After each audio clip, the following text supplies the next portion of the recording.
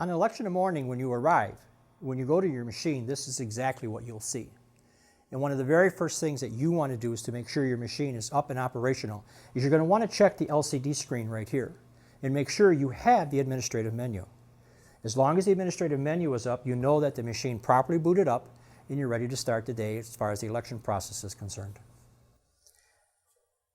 At your meeting this morning with the poll site coordinators, you were issued the red key bag, which contains your scissors and your keys to the machine, and you were also issued this yellow binder. And in this binder are detailed instructions that will help you open the machine and get you through the entire process of getting the machine ready for the voter.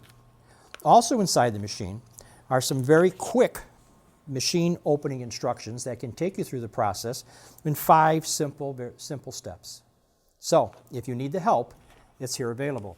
Also remember that if you need help, your poll site coordinator is there to help you get the machine open. What you're going to have to do is when you take your red key bag, is you're going to want to open it. You're going to want to remove the scissors that are inside the bag. And very slowly you're going to want to take your scissors and cut off the seal. Taking the seal and placing it inside the red key bag. Now, we want you to do the next step as quickly as possible because what you have to do is open the ballot box door and remove all the supplies that are in the machine for the table team and the floor team so they can start doing their job so we can make sure that the poll site is open in a timely fashion. So we ask you to unhook the latch, put in the key, turn it, and turn the knob. And you'll see inside the machine, you'll find your sample ballot posters. You're going to find your blue supply bag, which contains your poll books and all the supplies the table is going to need during the course of the day, pens, pencils, whatever. Also what's stored inside the machine are the ballots. So you're going to want to make sure you take all the ballots out and put them on the table team. Also inside the machine are the privacy sleeves that we'll use during the course of the elections, where the voters will place their ballots inside here when they go to the machine to vote. Once you're satisfied that all the supplies are out of the machine, we're going to ask you to close the door,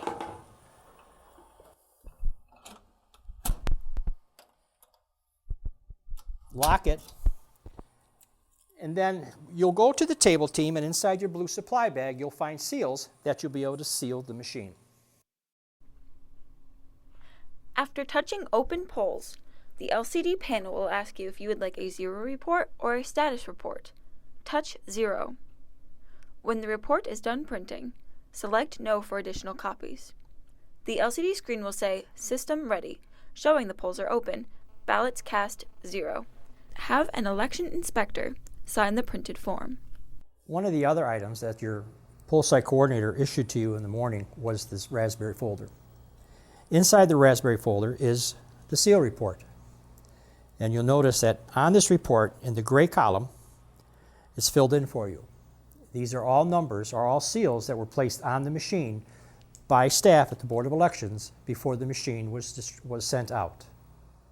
We're going to ask you, in a bipartisan manner, a Democrat and a Republican, to check the seals on the machine to make sure they match the seal numbers on the report.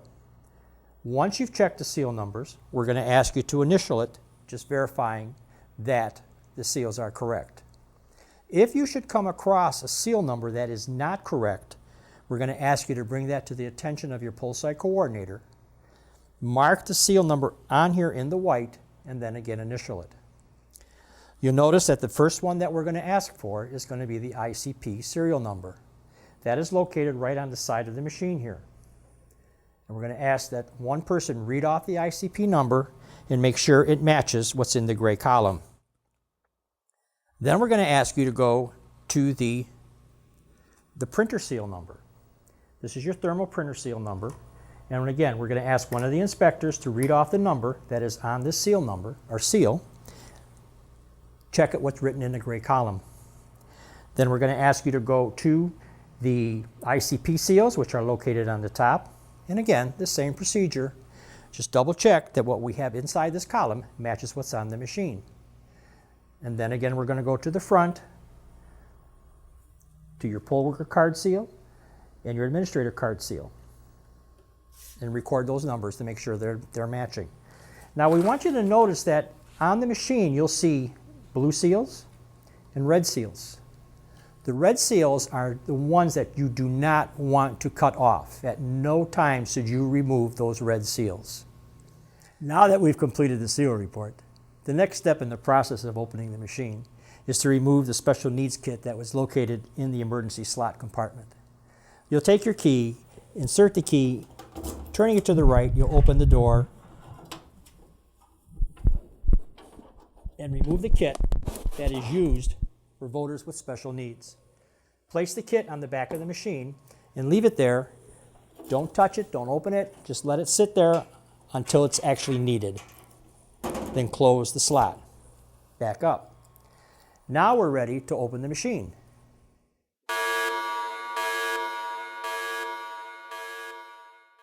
If it's 6 a.m., not 5:59, not 5:58, if it's 6 a.m., it's time to open the polls. So we just simply touch open poll.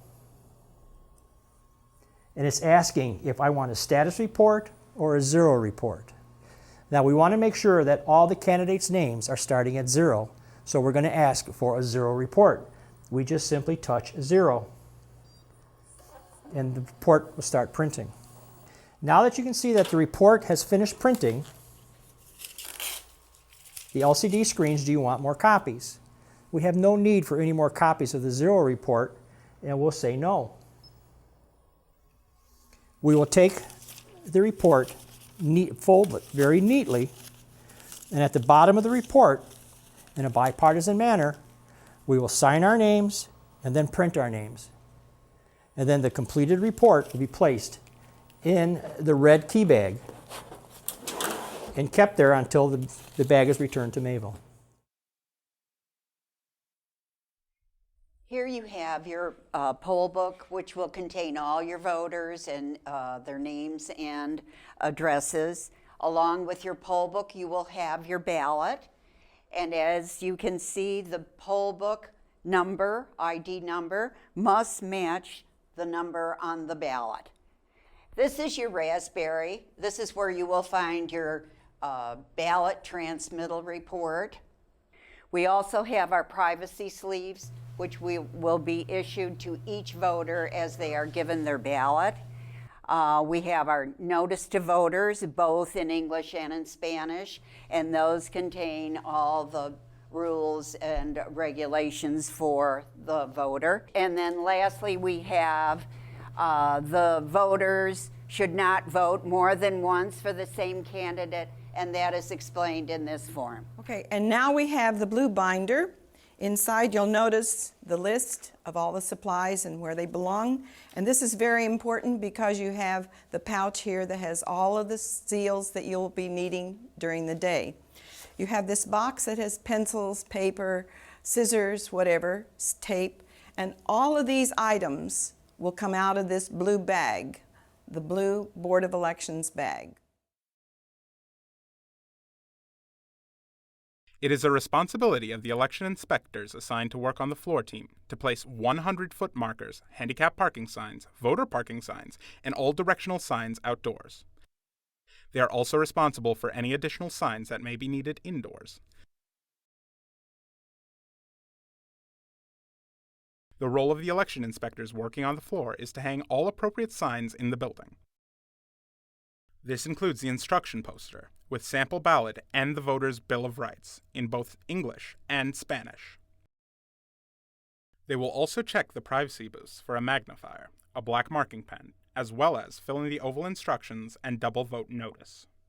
They will also verify that there is a magnifier light in at least one of the booths.